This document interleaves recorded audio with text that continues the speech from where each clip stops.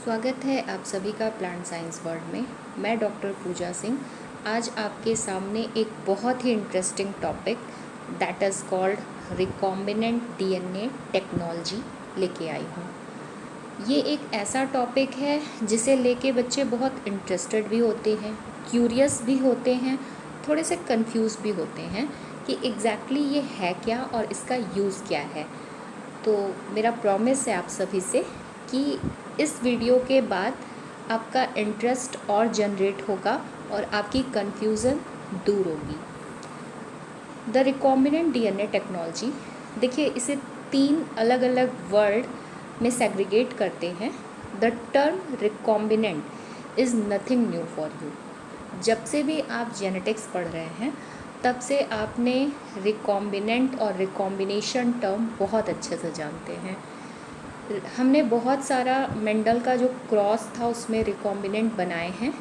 जैसे parental generation में जो 2 प्लांट लेते हैं, मदर फादर, या जो भी 2 कैरेक्टर्स लेते हैं, F1 जनरेशन में जो ऑफस्प्रिंग बनते हैं वो उन दोनों की मिक्सिंग करके जो बनाते हैं, तो दैट इज़ कॉल्ड रिकॉम्बिनेंट। या अगर आपकी बात करें तो मदर फादर से बने आप, हाफ मदर का हाफ फादर का कुछ नया बना, which is the mixing of both and that is recombinant one. Exactly ना फादर की तरह ना मदर की तरह, दोनों का mixup. The next one is DNA. देखिए मॉलिक्यूलर लेवल पे जब काम होता है, डीएनए, आरएनए और प्रोटीन की बात हम करते हैं तो उसके लिए बहुत सारे टूल्स चाहिए। आप लेबोरेटरी में काम करते हैं तो उन्हें कट करने के लिए, उन्हें जोड़ने के लिए बहुत सारी चीज़ें रिक्वायर्ड होती हैं जो कि आपको बताई जाएंगी। The enzymes we needed at that time and technology, मतलब कुछ टेक्निक्स हैं, कुछ इंस्ट्रूमेंट्स हैं जिनके थ्रू हम एक स्पेसिफिक एरिया में कम समय में ज़्यादा आउटपुट दे रहे हैं, एक पॉजिटिव फीडबैक दे रहे हैं। तो that is overall recombinant DNA technology. Now started. Exact definition की बात करें, a recombinant DNA molecule is produced by joining together 2 or more DNA segments usually originating from different organisms। देखिए डिफरेंट ऑर्गेनिजम्स, ठीक है, मतलब एक इससे तो दूसरा दूसरे वाले से जो हम डीएनए सेगमेंट लेते हैं और उसको ज्वाइन करके जो नया बनाते हैं, that is called recombinant DNA molecule. In this manner a recombinant DNA molecule is produced which contains genes from 2 different organisms। वही बात लिखी है कि जो जीन्स होते हैं वो 2 अलग अलग ऑर्गेनिज्म से लिए जाते हैं। Such a gene is called chimeric gene. ये टर्म इम्पॉर्टेंट है कि वो जो जीन होता है that is chimeric gene. Steps, important steps क्या क्या हैं? सबसे पहले डिज़ायर्ड डीएनए या डीएनए ऑफ इंटरेस्ट को ऑब्टेन करना, isolation of DNA molecule containing the required gene, ठीक है। फिर कंस्ट्रक्ट करेंगे रिकॉम्बिनेंट डीएनए टेक्नोलॉजी, मतलब आरडीटी मॉलिक्यूल आप बना लेंगे, उसमें आप प्लाज्मिड के साथ उस स्पेसिफिक डीएनए को मिक्सअप करेंगे और उन दोनों को मिक्सअप करने से जो आपका डीएनए बनेगा that is called recombinant DNA molecule. अब 2 को जोड़ के नया एक मिक्सचर बना लिए। जो बनाए रिकॉम्बिनेंट डीएनए उसको आगे प्रोपगेट कराने के लिए आपको सुटेबल होस्ट सेल चाहिए या ऑर्गेनिज्म चाहिए जिसके अंदर डाल के आप उसकी कॉपी नंबर बढ़ा सकें, 1 से 2, 2 से 4, 4 से 8 कर सकें। It means production of clone, जो सेम चीज़ बनाए हैं विदाउट एडिटिंग उसका कॉपी नंबर बढ़ा सकें। फ़ोटो कॉपी निकालना, 1 से 2, 2 से 4 इतने कॉपी हमें चाहिए। Then multiplication, expression of cloned gene in host cell होते हैं, उसमें एंटीबायोटिक रेजिस्टेंस साइट वगैरह होती हैं। जैसे अगर उसमें किसी और तरीके का भी है तो आप उसमें सेग्रीगेट आउट कर सकते हैं कि ये हमारा क्लोन्ड जीन्स है। Each cell in the clone contains 1 or more copies of recombinant DNA molecule. The gene carried by the recombinant DNA molecule is said to be clone। मतलब सेम चीज़ का duplicate बनाते रहना, तो उसे क्लोनिंग ही कहते हैं। कि अगर हम किसी तरह की कोई एडिटिंग नहीं कर रहे हैं, उसी की फ़ोटोकॉपी टाइप निकालते जा रहे हैं, तो that is called clone. Same चीज़ है। डायग्राम बहुत इंपॉर्टेंट हो जाता है इस तरह की चीज़ों को क्लियर आउट करने के लिए। यहाँ देखेंगे कि हम क्लोनिंग वेक्टर प्लाज्मिड लेते हैं। आपसे अगर पूछा जाए व्हाट इज़ प्लाज्मिड, तो आप सीधे बताते हैं एक्स्ट्रा क्रोमोसोमल मटेरियल। ठीक है, मतलब क्रोमोसोम के अलावा कुछ और एक्स्ट्रा क्रोमोसोमल मटेरियल है विच इज़ कॉल्ड प्लाज्मिड, जिसमें ऑटोनॉमस रेप्लिकेशन की एबिलिटी पाई जाती है। ठीक है, इसको क्लीव कर लेंगे with the help of restriction endonuclease. इधर हम अपना जीन ऑफ इंटरेस्ट लेंगे, जिसको कि हम आइसोलेट करेंगे डीएनए को फ्रॉम यूकैरियोटिक क्रोमोसोम, और उसको भी कट कर लेंगे by the help of restriction endonuclease. Cut कर लिए। अब इधर से जो आधा मिला, इधर से उसको जोड़ना है। जोड़ने के लिए the enzyme we needed is DNA ligase. DNA ligase लिए, जोड़ लिए। जोड़ने के बाद हमें मिल गया अपना रिकॉम्बिनेंट। अब हमें इस रिकॉम्बिनेंट को आगे प्रोपगेट कराने के लिए होस्ट सेल चाहिए। तो ये जो आपका रिकॉम्बिनेंट डीएनए मिला, इसको इंट्रोड्यूस करेंगे होस्ट सेल में। ठीक है, जो होस्ट सेल कॉमनली यूज्ड होती है आपकी, मोस्ट कॉमनली यूज्ड जो होता है, ई कोलाई को हम ले लेते हैं। सबसे सिंपलेस्ट होता है, ईजीएस्ट वन होता है। बहुत जल्दी ये डिवाइड करता है और बहुत कम टाइम में, मतलब 1 से 2, 2 से 4, ये देखते जाइए। ये आपको एक कॉपी मिली, 1 से 2 हो गया, 2 से 3 हो गया, 4 हो गया, 8 हो गया। इस तरीके से आप एक लाइब्रेरी कंस्ट्रक्ट करके रख लेते हैं। मतलब ऐसा नहीं है कि बार बार नहीं बनाएंगे, एक बार बना लिए, उसके मल्टीपल कॉपीज़ रख लिए। अब हमें जब जैसी ज़रूरत होगी तो हम अपनी लाइब्रेरी से उसके अकॉर्डिंग निकालेंगे, अपना यूज़ करेंगे और फिर चीज़ों को एज सच रख देंगे। नाउ कि ये जो इतना तामझाम कर रहे हैं, what is the use of recombinant DNA technology, मतलब एग्जैक्टली क्या यूज़ है। देखिए क्या है, the first one is molecular biology में अगर हम बात करेंगे, जीन मैपिंग। पढ़ा होगा आपने। मैपिंग मतलब कि जब हम 2 जीन के बीच की डिस्टेंस को नापते हैं, या लोकस ऑफ जीन। करते क्यों हैं हम, क्या कर रहे हैं कि मॉलिक्यूलर मार्कर्स का कलेक्शन कर रहे हैं एट रिस्पेक्टिव पोजीशन।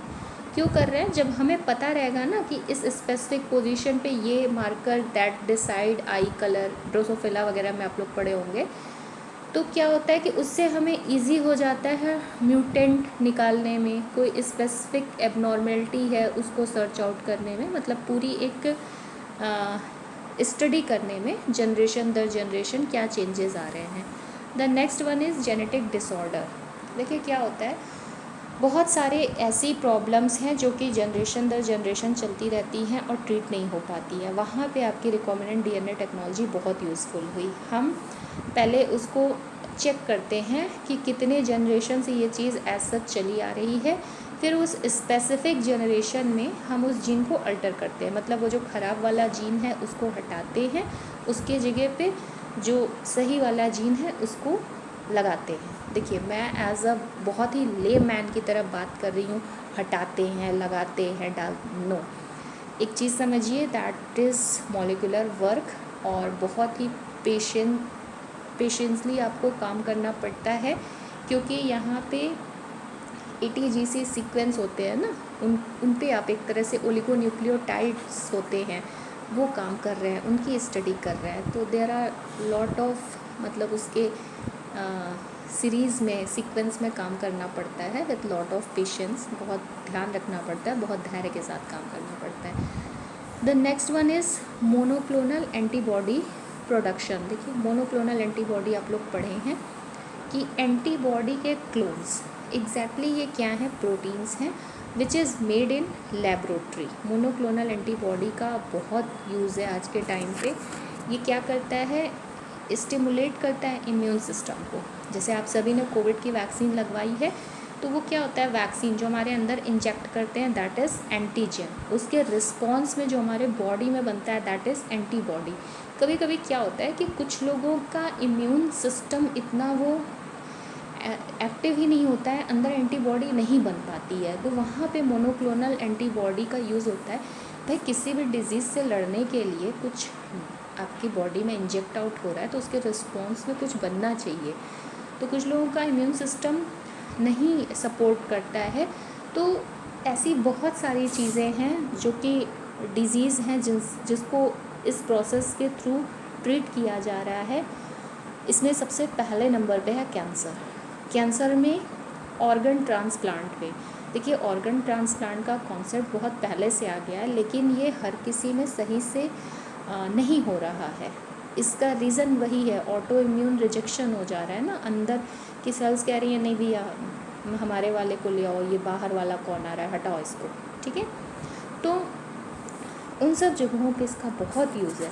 इन्फ्लेमेटरी और ऑटो इम्यून डिसऑर्डर्स में है, जैसे कि एलर्जीज़ में है, different type of infection including कोविड-19, ठीक है।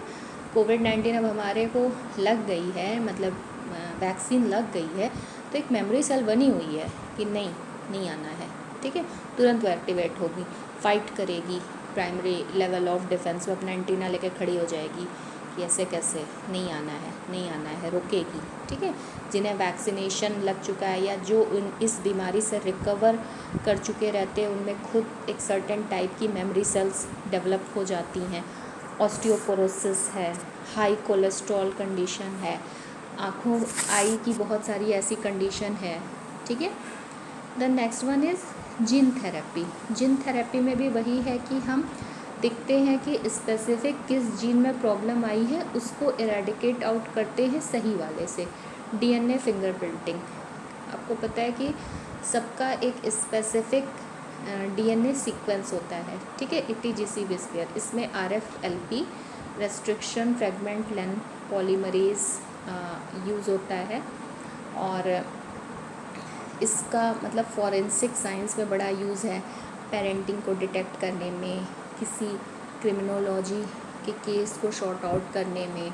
मैच करा लेते हैं ना कि स्पेसिफिक जो इनका है ब्लड के एक सैंपल से, हेयर के एक सैंपल से, कि मैच कर रहा है दैट स्पेसिफिक सीक्वेंस और नॉट। वैक्सीन्स, पूरी दुनिया अभी इधर 2-3 साल से वैक्सीन्स की दुनिया में ही है, तो जो नहीं भी जानते थे वो भी जान गए हैं। देखिए, वैक्सीन बनाने के तरीके बहुत सारे हैं, लेकिन जो मोस्ट कॉमनली चल रहा है लाइव एटेन्यूएटेड वैक्सीन, ठीक है।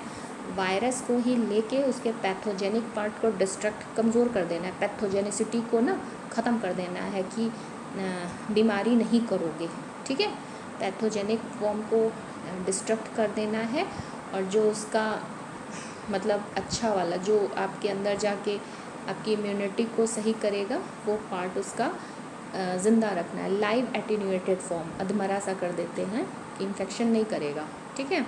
धीरे धीरे एक मेमोरी सेल बल्कि डेवलप हो जाएंगी। तरीके बहुत से हैं, लेकिन जो आपकी ये बायोटेक्नोलॉजी चल रही है वैक्सीन प्रोडक्शन में, उसमें हमारा जो बायोटेक्नोलॉजी में हम ना लाइव ऑर्गेनिजम्स लेके काम करते हैं, that is the important one. थोड़ा सा यहीं पे हमने फार्मा को बीट किया है कहीं ना कहीं। फार्मा प्रोडक्ट्स में देखिए, हमने अपने बायोटेक्नोलॉजी में बहुत सारे, फार्मा तो मतलब दवाइयों से समझ लीजिए, लेकिन प्रोडक्ट्स का मतलब है कि हमने कुछ ग्रोथ हार्मोन बनाए, कुछ जैसे डायबिटीज़ तो हमारे यहाँ बड़ी जनरलाइज्ड बीमारी मान ली गई है, लेकिन ऐसा है नहीं। जो लोग एग्जैक्टली उससे सफ़र कर रहे हैं उनसे पूछिए। इंसुलिन का नहीं बनना, इसमें हमने पहले काम किया कि पिग में हमने बनाया इंसुलिन, लेकिन वो थोड़ा सा गड़बड़ कर रहा था, सीक्वेंस थोड़ा सा ऑल्टरेशन था, और ह्यूमन में वो बहुत सक्सेसफुल नहीं हो रहा था, कुछ एलर्जी कॉज कर रहा था, तो हमने वो काम बंद कर दिया। फिर हमने ह्यूमन का ही जो इंसुलिन प्रोडक्शन वाला जीन है उसको निकाल के कोलाई में डाल दिया। फिर कोलाई जैसे डिवाइड करता है 1 से 2, 2 से 4, वैसे डिवाइड किया, तो हमारे पास ढेर सारा इंसुलिन प्रोडक्शन होने लगा। तो ह्यूमन इंसुलिन का जो रिकॉम्बिनेंट प्रोडक्ट है उसको हमने ह्यूमिलिन नाम दिया, and that is the successful one.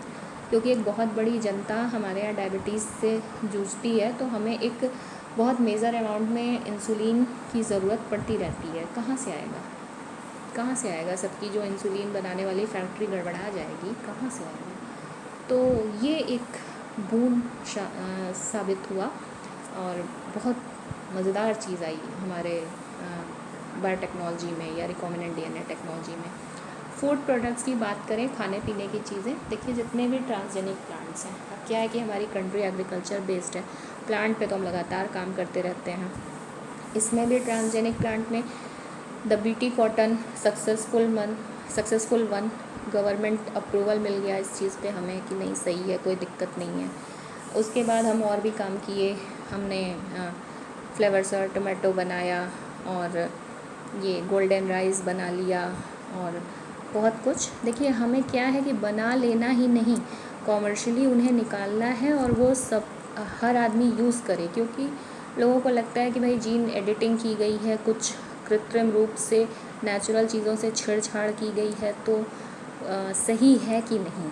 अब क्या है कि काम तो होगा, रिसर्च होते रहेंगे, उसमें प्रोडक्टिव चीज़ें भी आएंगी, कहीं ना कहीं फेल भी होगा। ये बिल्कुल ऐसे है जैसे जब कोविड की वैक्सीन आई तो एक बहुत बड़ा भ्रमजाल फैला, फिर एक जब मेजर पॉपुलेशन ने लगवाया और ऑल ओके, तो फिर ये हो गया कि नहीं भाई सही है, कोई दिक्कत नहीं है। तो ऐसे ही है कि चीज़ें काम चलता रहेगा, चीज़ें रिलीज़ होंगी, लोग यूज़ करेंगे और लंबे समय तक जब एज सच कोई बहुत बड़ी प्रॉब्लम नहीं पाई जाएगी तो अप्रूवल भी मिलेगा और मार्केट में भी आएगी, रेट भी कम होगा, हर जनमानस तक पहुंचेगी। और ये है पूरी रिकॉम्बिनेंट डीएनए टेक्नोलॉजी का एक इंटरेस्टिंग पोर्शन, इसका यूज़। आई होप आप लोगों को मज़ा आया होगा, खासकर इसके यूज़र्स को जान के कि that is the interesting one, एक बहुत ही मज़ेदार चीज़ है। प्लीज़ मेरी पूरी वीडियो देखिएगा, लाइक करिएगा, सब्सक्राइब करिएगा। That's all, thank you so much.